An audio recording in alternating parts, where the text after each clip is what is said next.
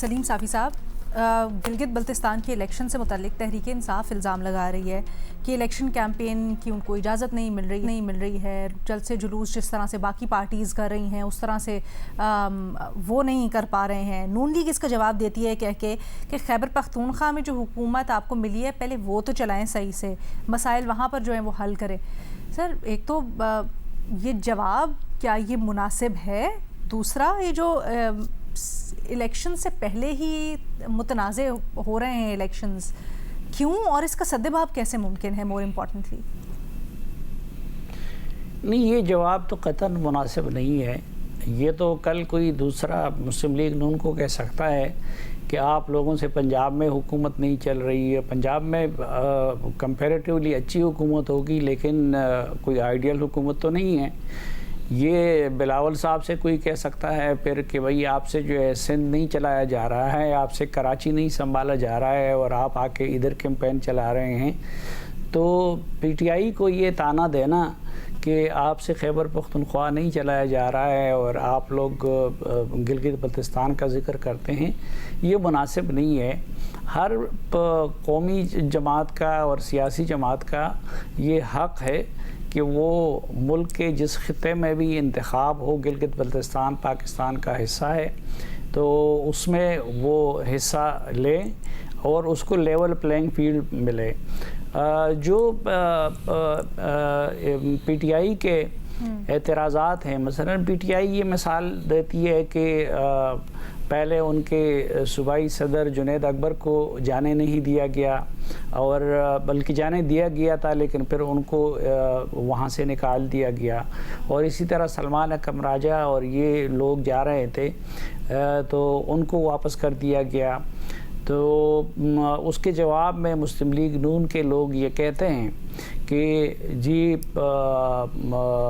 उन्होंने एनओसी नहीं लिया, वहाँ का इलेक्शन कमीशन भी ये कहता है कि बाहर से आने वालों के लिए एनओसी लेना ज़रूरी है, और चूँकि उनके पार्टी के चेयरमैन जो है वो ऑलरेडी उधर है और कैंपेन कर रहे हैं, तो उसके लिए वो ये दलील दे रहे हैं कि अगर हमने हर पीटीआई वाले को रोकना होता तो फिर उनके मरकज़ी चेयरमैन यहाँ पे कैंपेन ना चला रहे होते।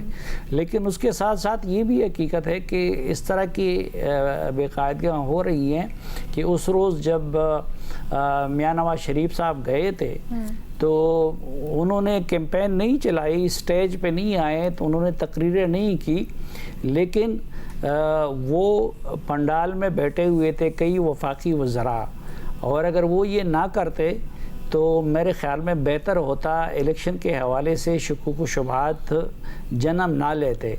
और तीसरा जो मुस्लिम लीग नून की तरफ से एक ये दलील दी जाती है कि जी गिलगित बल्तिस्तान में तो उसी की हुकूमत बनती है जिनका मरकज़ में हुकूमत हो, तो मेरे ख़्याल में ये दलील भी बड़ी लघु किस्म की है और ये ख़ुद मुदाखलत का सबूत फराहम करती है ये दलील। ये ज़रूरी नहीं है कि मुस्लिम लीग नून कारकर्दगी की बुनियाद पे वोट मांगना चाहती है, किसी और नाम से मांगना चाहती है, ये उसका हक़ है, लेकिन ये दलील उसकी मुनासिब नहीं है।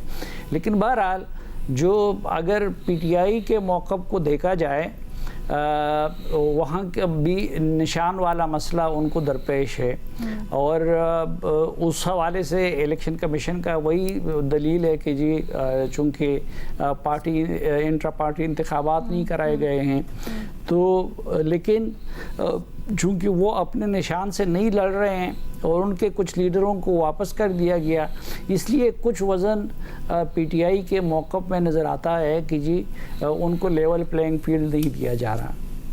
Thank you so much Salim Safi साहब। उमर चीमा साहब, सवाल हो रहे हैं अमरीका और ईरान के दरमियान फ़ौजी अहदाफ पर हमलों का दोबारा से तबादला हुआ है और कुवैत और बहरीन में अमरीकी तनसीबात को ईरान ने निशाना बनाया है। इसके बाद खलीजी ममालिक में बड़ी तशवीश बढ़ गई है। ताज़ा हमलों के बाद जारियत बढ़ने का खदशा ज़ाहिर किया जा रहा है। ऐसे में अमरीकी सदर ने तो मुज़ाकरात और जो बातचीत हो रही है उसमें ना सिर्फ उम्मीद ज़ाहिर की है पेशरफ्त की, बल्कि उन्होंने ये कहा है कि अब ईरान को जल्द फ़ैसला करना ही पड़ेगा। तो आपको लगता है ये जो सारी सिचुएशन बन रही है और फिर ऑब्वियसली बड़े राब्ते भी हो रहे हैं इस वक्त इस ताज़ा तरीन हमले के बाद ईरानी क़यादत से उनकी जो नुमाइंदगान हैं उनसे, तो ईरान को जल्द मुआहिदे पर कायल कर सकेगी ये सिचुएशन?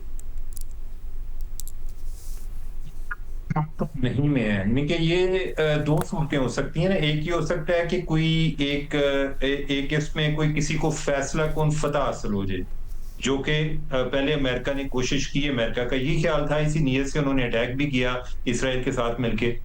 वो हरबा पहले इस्तेमाल कर चुके हैं, वो ऐसा हुआ नहीं। दूसरा क्या, उसके बाद ईरान अब इनके कंट्रोल में आ जाएगा, ये इनकी बहुत बड़ी गलतफहमी है। बल्कि अब तो ये है कि ईरान का कॉन्फिडेंस लेवल पहले से ज्यादा है।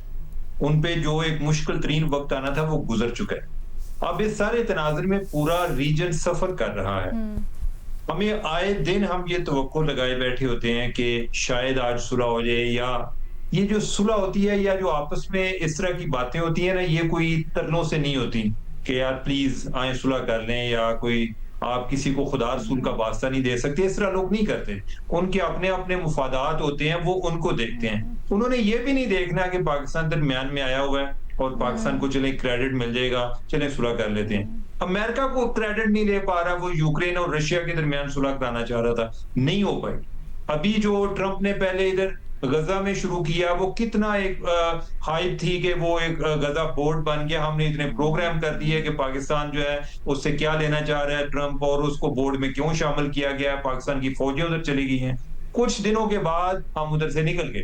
ट्रंप जो है कोई भी बोरिंग काम नहीं करना चाहता, ठीक है। और जो पीस बिल्डिंग है, ये बड़ा बोरिंग काम है, ठीक है। तो मुझे ये लगता है सारे जो अभी जो चीजें हो रही हैं, मुझे इसका अभी जो स्टेटस है वो स्टेटस को ही लगता है कि जैसे होता है ना कि जो एक बेहतर सूरत हाल होगी वो यही होगी कि ना जंग ना सुलह, यानी कि कुछ दरमियान में बाद का सीज फायर की शक्ल में या किसी और शक्ल में, लेकिन कोई ऐसा कोई परमानेंट सोल्यूशन मुझे नजर नहीं आ रहा कि मुस्तकबिल करीब में इतनी जल्दी हो जाएगा। उमर साहब, आपके लिए इंटरेस्टिंग सवाल आया है। गो के इसके एक हिस्से के ऊपर हम सवाल पहले में बात कर चुके हैं, लेकिन ये बिलावल ने जो बयान दिया है कि इस्लामाबाद से कुछ लोग कराची को चलाना चाहते हैं, इसके बाद एक बार फिर इंतज़ामी मामलात के ऊपर ख़ासकर सिंध के, कराची के बहस शुरू हो गई है। मकसद क्या है बिलावल के इस वक्त ये बयान देने का आपके ख्याल में? देखिए, ये बात तो बिलावल खुद बताए ना कि वो वफाकी हुकूमत की हिमायत कर रहे हैं, और फिर ये इल्ज़ाम लगा रहे हैं। और इल्ज़ाम हो सकता है किसी हद तक दुरुस्त हो कि कुछ लोग जो है वो इस्लामाबाद से चलाना चाहते हैं। तो फिर आप क्या कर रहे हैं? आप फिर किस बुनियाद पे वफाक की हिमायत कर रहे हैं? अगर वफाक ये चाह रहा है, आप कॉम्प्रोमाइज़ किए जा रहे हैं। आप 26वीं तरमीम ले लें, 27वीं। देखिए, सिंध का बुनियादी तौर पे, सिंध का और उसके दारुल खिलाफा कराची का बुनियादी तौर पे एक मसला है, और वो है बैड गवर्नेंस। उस बैड गवर्नेंस को बिलावल भुट्टो बैठ जाएं, बताएं कि सिंध में अच्छी गवर्नेंस है कि बैड गवर्नेंस है। रेट ऑफ द गवर्नमेंट जो होती है वो बहुत इंपॉर्टेंट होती है। देखिए, आप सिंध के अंदर 1989 से रेंजर्स है। इसके माने क्या होते हैं? इसके माने ये कि 40 साल से आप अपनी पुलिस को इतना एम्पावर कर ही नहीं पाए कि वो पुलिस जो है वो पूरे सिंध को चला पाए। उसमें बिल्कुल इसी तरह, सिर्फ ये तो एक वैसी मिसाल थी। देखिए, इनकॉम्पिटेंस, मेरिट का कत्ल और करप्शन, ये 3 इश्यूज जो हैं वो मल्टीप्लाई कर देते हैं। और चूंकि कराची दारुल खिलाफा है, इकोनॉमिक हब है, तो कराची में जब ये मामलात आते हैं तो गवर्नमेंट के ऊपर, प्रोविंशियल गवर्नमेंट के ऊपर प्रेशर ज्यादा बढ़ता है। अब जब ये बात की जाती है कि वफाक के हवाले कर दिया जाए, तो ये बात बिल्कुल वैसी है कि मीर क्या सादा थे, बीमार हुए जिसके सबब उसी अत्तार के लौंडे से दवा मांगते हैं। यानी कराची में कितने जो ऐसे हैं जो वफाक के अंडर हैं, उनकी क्या परफॉर्मेंस है? क्या वफाक बताएगी? तो हम इश्यूज को डिट्रैक्ट कर देते हैं। इशू सिर्फ एक है कि पूरे सिंध में, पूरे पाकिस्तान में आप लोकल बॉडीज को एम्पावर करें, उनको मेट्रोपॉलिटन कॉर्पोरेशंस बनाएं, उनके पास फाइनेंशियल, एडमिनिस्ट्रेटिव, पॉलिटिकल पावर्स हों, तो गवर्नमेंट के ऊपर भी प्रेशर कम होगा। और फिर लोग जो है वो अपने इलाके के टाउन नाजिम, काउंसलर से का से सवाल कर सकते हैं। इस वक्त ये है कि जब आप मेयर से सवाल करते हैं वो कहते हैं जी ये मेरे अंडर नहीं है। जब आप टाउन नाज़िम से कहते हैं तो वो मेयर पे डाल देता है, मेयर से कहते हैं वो प्रोविंशियल गवर्नमेंट पे डाल देता है, प्रोविंशियल गवर्नमेंट से कहते हैं वो विफाक पे डाल देता है, और फिर बिलावल ये बयान दे देते हैं। तो पहली चीज ये कि बिलावल इस चीज की वजाहत करें कि अगर कुछ लोग इस्लामाबाद से कराची को चलाना चाह रहे हैं तो वो क्या कह रहे हैं, वो फिर विफाक की क्यों सपोर्ट कर रहे हैं, फिर वो विफाक के बारे में एक फैसला करें और फिर भी इस चीज को मनवाएं, अपने हक को मनवाएं। अच्छा, वैसे तो ये मेरा ख्याल है जो खून जलता है ना वो ज्यादा इसके ऊपर जलता है कि जब इग्नोरेंस दिखाई जाती है। इतने बड़े, जैसे आप अभी गुड गवर्नेंस की बात कर रहे थे, गवर्नेंस ऑल टुगेदर, इसके ऊपर जब भी कोई जवाब मांगो या कोई सवाल उठाओ तो सिंध हुकूमत के नुमाइंदगान ऐसे कहते हैं हमें कुछ भी नहीं है, कहाँ है पता ही नहीं है। तभी वाक़या हुआ है शर्मिला फारूकी साहिबा जिन्होंने पहले पेरिस वाला बयान दिया, चले वो तो अजराह तफन्नुनी अजराह मजाक हमने जाने दिया, बट उनसे कहा गया कराची की सड़कें देखिए, उन्होंने कहा सड़कें बिल्कुल सही हैं, सड़कों को क्या हुआ, टेंशन ही नहीं कोई। फिर आप ये JPMC वाला वाक़या देखें, बच्चे बाथरूम में पैदा हो रहे हैं, रिपोर्ट में क्या सामने आया है कि जी वहाँ पर जो गायनी वार्ड के अंदर थे ही नहीं, अल्ट्रासाउंड वाली लेडी नहीं था, जिन्होंने चेक किया उन्होंने कहा जाके नॉन सीरियसनेस, और उसके ऊपर क्या कि पहले तो कहते रहे ये फेक न्यूज़ है, ऐसा कुछ हुआ ही नहीं है। इग्नोरेंस, शेयर इग्नोरेंस, मानने को तैयार नहीं है कि कोई प्रॉब्लम है। अच्छा जी, आगे बढ़ते हैं। आसिफ रशीद चौधरी साहब, वफाकी बजट में अरकान पार्लियामेंट के अहले खाना के लिए इजाफी रिहाइश गाहों और सर्वेंट क्वार्टर्स की तामीर के लिए 1.5 अरब रुपए मुख्तस करने की तजवीज़ दी गई है। सर, पूछा जा रहा है क्या मुल्क के इन हालात में ये तजवीज़ जायज़ है? देखें, एक तरफ वफाकी हुकूमत जो है वो नए टैक्स इसलिए लगा रही है कि मुल्की हालात ठीक नहीं हैं, ऑस्टेरिटी मेजर्स की बात की जा रही है। तो ऐसे में लोग ये भी चाह रहे हैं कि हुकूमत भी अपने अखराजात कम करे, जो अपने उनके बड़े बड़े हाउसेस हैं, पार्लियामेंट हाउस और ऐवान सदर है और वज़ीर आज़म हाउस है और वज़रा आला के और गवर्नर्स के हाउसेस हैं, इनके अखराजात अगर हम कम करने के बजाय इनको बढ़ा दें तो फिर आवाम से ये मुतालबा कैसे किया जा सकता है कि वो कुर्बानी दें। अब देखें, एक ऐसे वक्त में ये तजवीज़ सामने आ रही है जब एक रुकने असम्बली जो हैं इकबाल आफरीदी जो हैं पाकिस्तान तहरीक इंसाफ के, उनके बेटे ने, क्योंकि वो पार्लियामेंटेरियन के फैमिली मेंबर हैं, तो ब्लू पासपोर्ट पे बाहर जाके उन्होंने असाइलम क्लेम किया। अभी ये बहस ख़त्म नहीं हुई और अरकान पार्लियामेंट की फैमिली के लिए अगर आप कहें कि कोई रिहाइशगाहें बनानी है तो ये तो बड़ी अजीब बात है, क्योंकि अरकान पार्लियामेंट के जो लॉजेस हैं वहाँ पे उनकी फैमिली एक पूरी तरह से ठहराई जा सकती है। वो काफ़ी बड़े लॉजेस हैं, 2-3 बेड के हैं, बड़े लग्जरी हैं, अभी नए लॉजेस भी बने हैं, पूरा एक ब्लॉक बना है।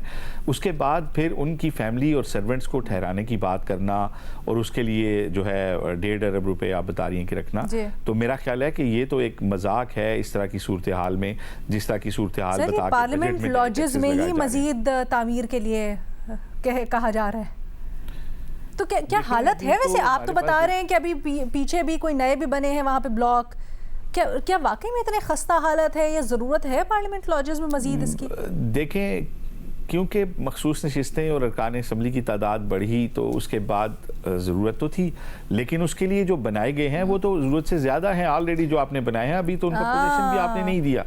उसके बाद आप अगर कह रहे हैं कि मज़ीद कुछ बनाना चाह रहे हैं आप, तो हमें नहीं समझ आ रही कि क्यों बनाना चाह रहे हैं, और ये डिले भी हो सकते हैं क्योंकि अभी जो नए लॉजेस हैं वहाँ पे आपने अभी अरकान पार्लियामेंट को जब आप उसका कब्जा देंगे तो वो अभी की असम्बली और पार्लियामेंट की ज़रूरत से ज़्यादा हैं। अच्छा। और उसके बाद अगर कोई ज़रूरत होगी तो आप उसको ज़रूर देखा जा सकता है, लेकिन फ़ी ज़माना तो अभी जो आपने जो ये इतने सालों से प्रोजेक्ट था जो आप नियर टू कम्प्लीट है, बिल्कुल आप उसके वो रंग रोगन भी हो चुका है सारा, तो अब आप उसको हैंड ओवर करें और बजाय इसके कि नए उसके ऊपर अखराजात किए जाएं, तो ये तो ऐसे वक्त में जब आप आवाम से खर्चा बचाओ या फिर की बात कर रहे हैं।